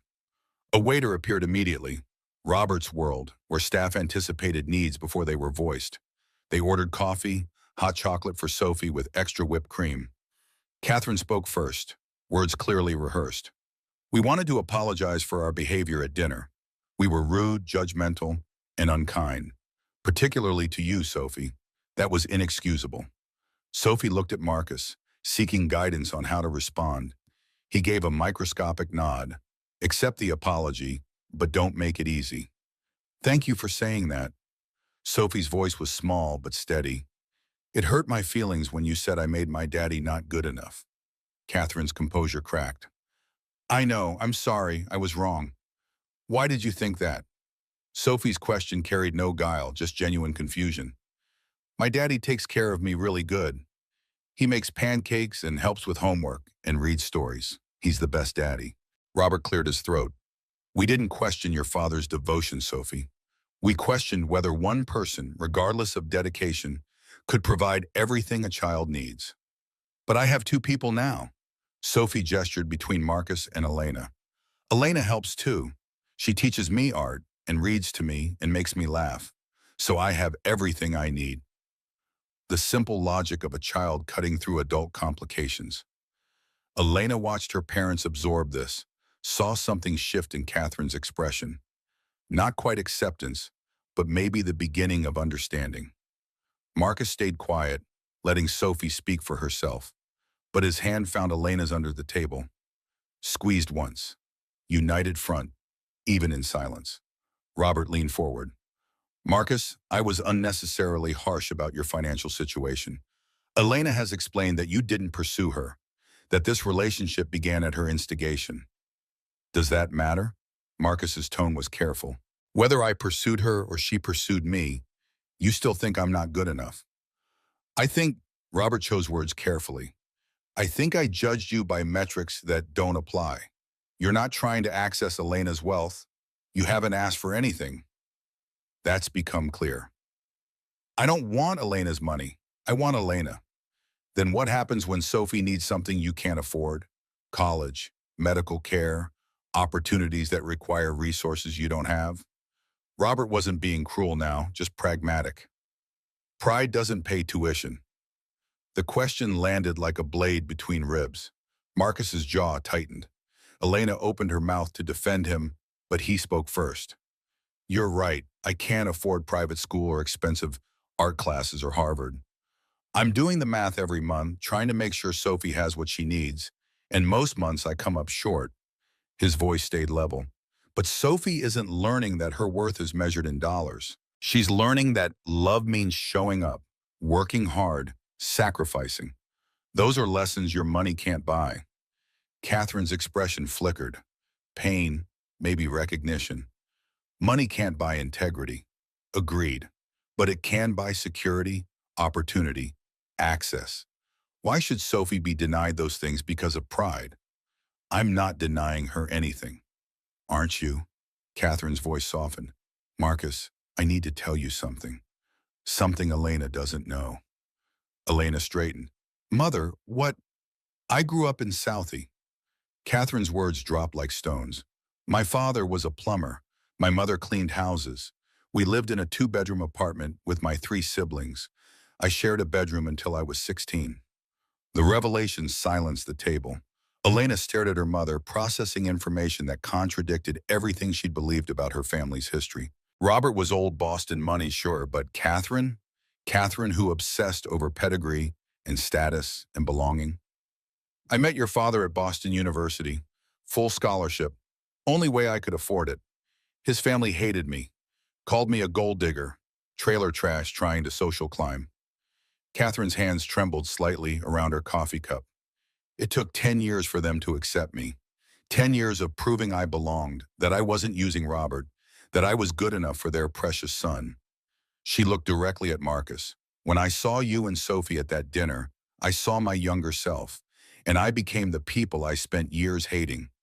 The people who told me I wasn't enough. Marcus absorbed this, recalibrating. Catherine's cruelty hadn't come from inherent snobbery, but from trauma. She'd fought so hard to belong that she couldn't tolerate anyone threatening that belonging, including her daughter choosing someone from the world Catherine had escaped. I'm sorry, Catherine's voice broke. I'm so sorry I did to you what was done to me. I'm sorry I made Sophie feel like she wasn't wanted. I was wrong about everything. Sophie's hand found Catherine's across the table. The gesture was instinctive, compassionate beyond her years.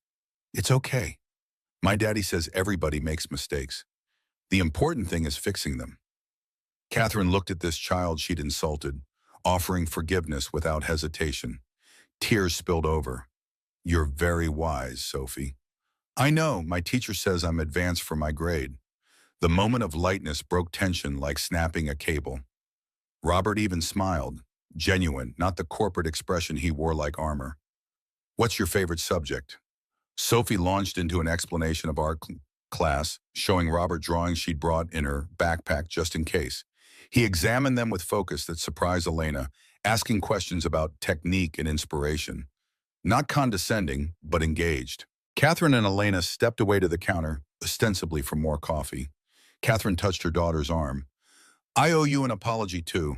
I've spent your whole life pushing you toward men I thought were suitable. Men from the right families, right schools, right circles. I never asked what you wanted. I wanted to be seen as more than a uterus and a trust fund. I know, and Marcus sees you that way. So does Sophie. Catherine's voice dropped. I watched how you are with her, how patient, how present. You're natural at this, Elena. You're going to be a wonderful mother. The words hit harder than they should have. Elena had spent years believing she'd failed at motherhood before even starting, because her body didn't cooperate. Hearing her mother, her complicated, damaged, difficult mother, say she'd be good at it anyway cracked something open. I'm scared. The admission came out raw. What if I mess it up? What if Sophie realizes I'm not her real mother and resents me? You won't mess it up. And you are her real mother. Real is about showing up, not biology. Catherine's hand covered Elena's. My stepmother taught me that. Now I'm teaching you. They returned to the table where Robert was explaining venture capital to Sophie, who was listening with more politeness than comprehension. Marcus looked up at Elena, question in his eyes. Are we okay?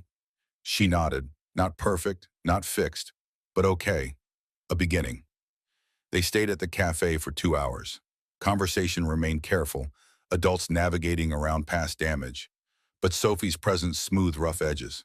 She asked questions with child logic that forced honest answers. Why did rich people have so many forks? Because they wanted to show off, Robert admitted with self-deprecating humor. Why did Mrs. Hartwell change her name when she got married? Because that's what women did then, Catherine explained. Though if she had it to do over, she might keep her own name. When they finally stood to leave, Catherine pulled Sophie aside. Would you like to learn watercolors? Real classes. At the Museum of Fine Arts, I teach a program for children on Saturday mornings. Sophie's eyes went wide. Really? You teach art? I do. Have for 15 years. It's my favorite thing. Catherine glanced at Marcus. If your father agrees, you could join my class. No charge, I'd love to have you. Marcus's pride warred with practicality. Free art classes from the Museum of Fine Arts, taught by his daughter's grandmother-to-be. His instinct that screamed to refuse, to insist he'd find a way to pay for classes himself. But Sophie's expression, hope and excitement and longing, made the decision for him. That's very generous. Thank you. Sophie hugged Catherine spontaneously, fiercely. Thank you, Mrs. Hartwell. Call me Grandma Catherine, if that's okay with you. Sophie looked at Marcus for permission. He nodded, swallowing hard. Grandma Catherine. Robert shook Marcus's hand at the curb. I'd like to take you to lunch. Just the two of us, next week if you're available. Marcus's suspicion must have shown because Robert's mouth twitched toward a smile. Not an ambush. I want to understand your work. Forensic accounting, you catch people who steal from their companies? Essentially, yes. I analyze financial patterns, identify irregularities that suggest fraud or embezzlement. Interesting. I have a colleague dealing with some irregularities in his portfolio company's books. Would you be willing to consult? Paid, naturally. Your standard rate plus a premium for short notice. The job offer disguised as a lunch invitation. Marcus's forensic accounting skills, suddenly valuable to Robert's network. It could be genuine, or it could be Robert trying to obligate Marcus, create dependency. Hard to tell which. Elena caught Marcus's eye, gave the smallest nod. Take the risk. Give them a chance. Sure, I'll bring my calendar to lunch. They parted with tentative warmth. Not the instant reconciliation of movies, but something more realistic. Damaged people trying to do better. Sophie waved at her new grandparents from the back seat of Marcus's Honda, and they waved back. In the car, Sophie bounced with excitement. I get to take real art classes at a museum with Grandma Catherine. Marcus met Elena's eyes in the rearview mirror. She sat in the back seat with Sophie, choosing the child over the adult position in front. Always choosing Sophie. He mouthed, thank you. She mouthed back, I love you. 6 months dissolved into routine. Catherine's Saturday watercolor classes became sacred time. Sophie disappeared into the Museum of Fine Arts for 3 hours while Marcus and Elena had time alone. Sometimes they used it for practical things, grocery shopping, errands, the mundane tasks of cohabitating, even though they weren't officially living together yet. Other times they'd get coffee and just talk, remembering they were more than parents to Sophie. They were people with their own connection. Robert's lunch led to consulting work. Marcus found himself pulled into the world of high-stakes corporate investigations, discovering that his skills translated well beyond mid-market audits. A pharmaceutical company with discrepancies in R&D spending. A restaurant chain where the CFO was skimming. A nonprofit whose executive director had creative interpretations of administrative costs. The work paid triple his Morrison rate. Marcus banked every penny, telling himself it was for Sophie's college fund. But really, it was armor against Robert's wealth. Proof he could provide, even if his scale was smaller. Elena noticed his pride wouldn't bend easily, approached it sideways one Sunday morning for pancakes while Sophie drew at the table. I've been thinking about combining households. Marcus's spatula paused mid-flip. Moving in together? Eventually. But first, practical things. We're spending almost every night together anyway, splitting our time between your place and mine. It's inefficient. Inefficient. Elena's CEO speak for emotional topics made him smile. Very romantic. I'm serious. Your lease is up in September. My penthouse has 3 bedrooms gathering dust. Sophie could have her own space, room for a proper art studio.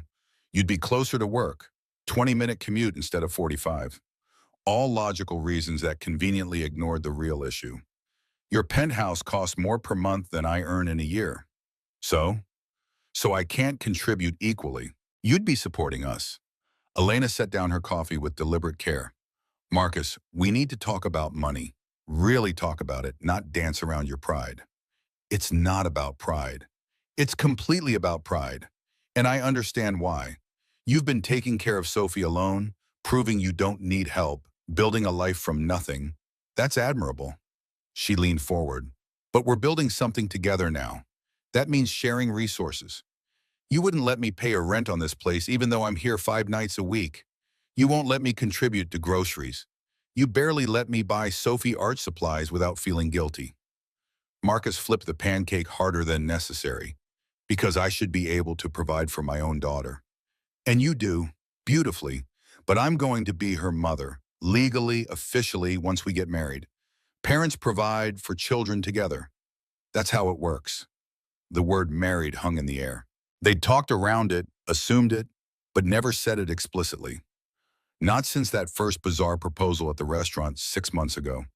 The transactional arrangement had transformed into something real, but the mechanics remained undefined.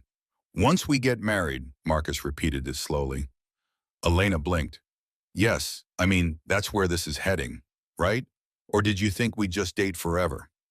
I assumed. He turned off the stove, faced her fully. Elena, are you proposing again? I suppose I am. Less transactional this time. Her hands twisted together, nervous tells breaking through CEO composure. Marcus Chen, will you marry me? Will you let me be Sophie's mom officially? Will you trust me enough to share your life, including the parts that scare you like money and dependency and asking for help? Sophie's crayon stopped moving. Are you getting married? For real? Elena kept her eyes on Marcus. That depends on what your dad says. Marcus thought about the journey from that Christmas night to this April morning. How Elena had shown up week after week, earning Sophie's trust and his love. How she'd faced her parents' judgment and chosen them anyway. How she'd learned to make terrible cookies in worse drawings, finding joy in imperfection. How she made their small life feel complete. He thought about Jennifer too, what she'd want for Sophie, for him. He'd spent 6 years holding on to grief, afraid that moving forward meant leaving her behind. But grief wasn't loyalty. It was fear disguised as fidelity. Letting go didn't erase Jennifer. It just made room for Elena to stand beside her memory instead of trying to compete with it.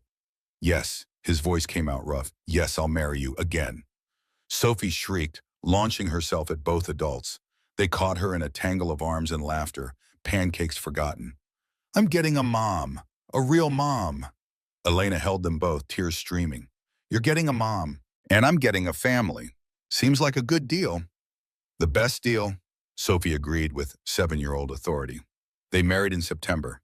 Not the society wedding Catherine probably envisioned, but something smaller, more meaningful.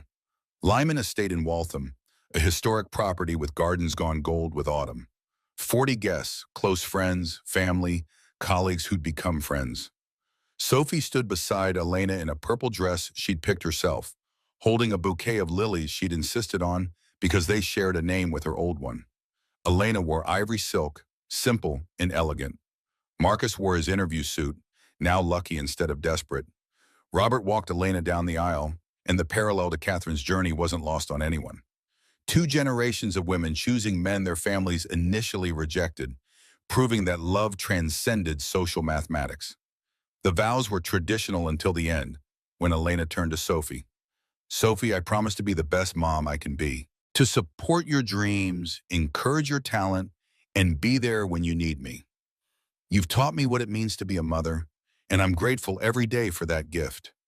Sophie's eyes filled with tears. The officiant hadn't planned for this part, but he waited while Sophie threw her arms around Elena's waist. I promise to be a good daughter and to teach you to draw better. You're still not very good. Laughter rippled through the small crowd. Marcus pulled them both close, this family they'd built from loneliness and impossible proposals. The officiant pronounced them married, and Sophie cheered before anyone could kiss. At the reception, Robert found Marcus near the bar. They'd developed an unlikely rapport over 6 months of consulting work and awkward family dinners. Robert still had his opinions, still defaulted to measuring value in dollars. But he'd learned to ask questions before making judgments, to listen before dismissing. Catherine wanted me to give you this. He handed Marcus an envelope. Don't open it now. Later when you're alone. Marcus felt the weight, not paper, something heavier. What is it? A trust fund for Sophie's education. Everything through graduate school, if she chooses. Robert held up a hand before Marcus could protest. It's not charity. It's a grandfather's gift to his granddaughter. You can accept help without diminishing yourself. The words echoed Elena's from months ago. Accepting help wasn't weakness. It was trust, allowing people you love to show their love in return. Thank you. Also, Morrison called, asked if I'd spoken to you about their partner offer. Marcus's stomach dropped. Partner offer? They didn't tell you yet? Ted Morrison mentioned they're expanding, bringing you on as partner. Apparently, your consulting work caught attention in the right circles, enhanced their reputation. Robert's smile was genuine. You did that, Marcus. Your skills, your work. Nobody bought your position. The relief was physical. Marcus had worried the consulting gigs were favors, Robert pulling strings. But he'd earned this himself. When do they want an answer?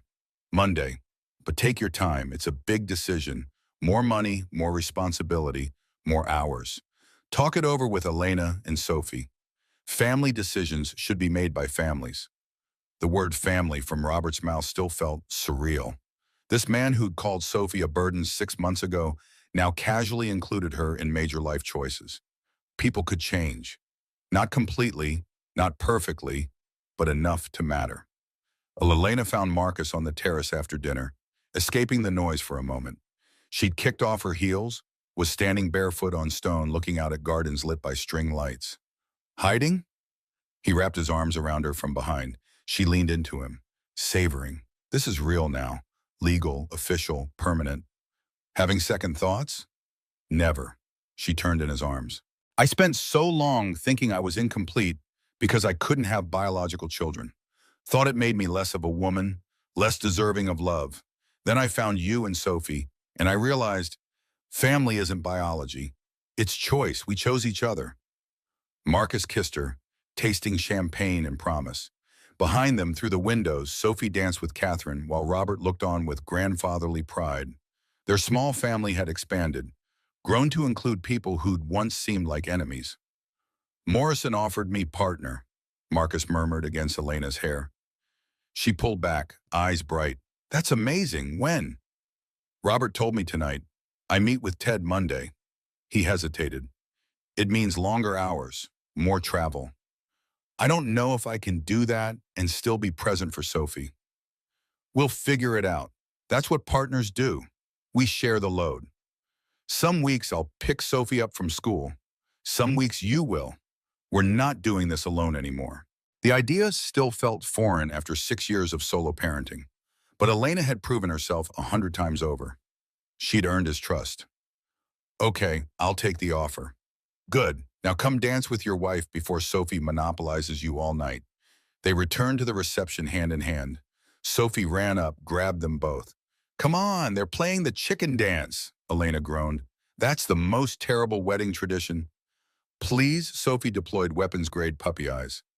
Marcus laughed at Elena's defeated expression. Come on, Mrs. Chen. Family traditions are important.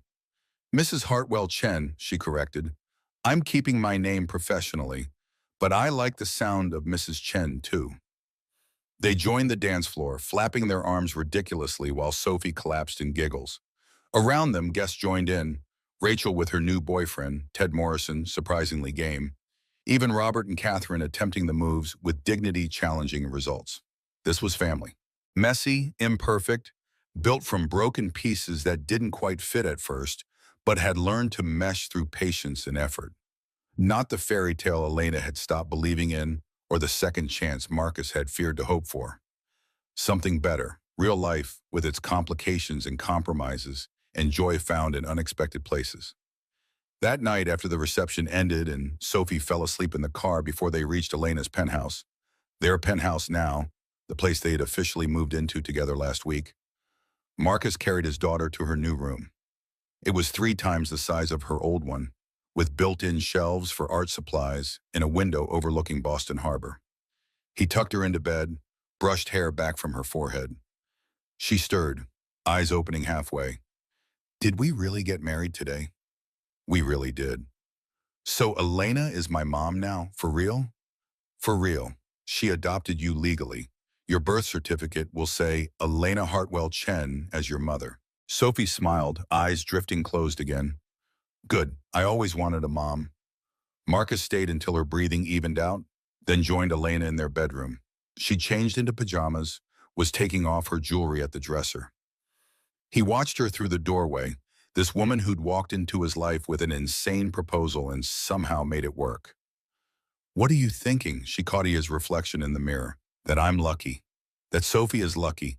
That we almost missed this because I was too scared and proud to take a risk. Elena set down her necklace, turned to face him. But you took the risk anyway. That's what matters. He crossed the room, pulled her close. Thank you. For what? For being crazy enough to ask a stranger to marry you. For not giving up when I pushed you away. For loving Sophie like she's yours. She is mine. You both are. Elena's arms tightened around him. This is everything I didn't know I needed. You saved me as much as I saved you. They stood holding each other while Boston glittered outside their windows. The city where they'd met on Christmas night, where they'd built something impossible into something real, where a lonely CEO and an exhausted single father had found each other and created family from desperation and hope. Months passed. Sophie started second grade at a private school near their seaport apartment. Not because Marcus's pride had disappeared, but because Elena had framed it as Sophie deserving the best resources for her obvious talent. Catherine continued teaching watercolors on Saturday mornings. Robert occasionally joined Marcus for lunch, their relationship evolving into genuine friendship based on mutual respect rather than tolerance. Work expanded for both Marcus and Elena.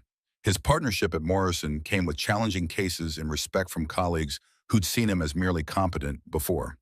Elena's company won a major government contract, expanding to 300 employees. They were busy, stretched thin some weeks, but they'd learned to communicate, to ask for help, to share the burden of building both careers and family. Sophie thrived. Her art became more sophisticated, layering techniques Catherine taught with her own emerging style.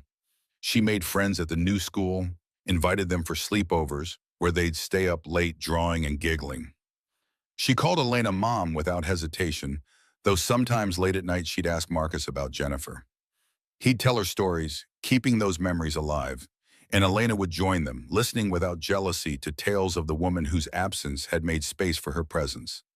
On a December evening, nearly a year after that first Christmas encounter, the three of them walked through Boston Common. Snow fell lightly, coating trees in white. Sophie ran ahead, making snow angels, while Marcus and Elena followed hand in hand. We should come here every Christmas, Sophie called back. Make it a tradition. I like that idea.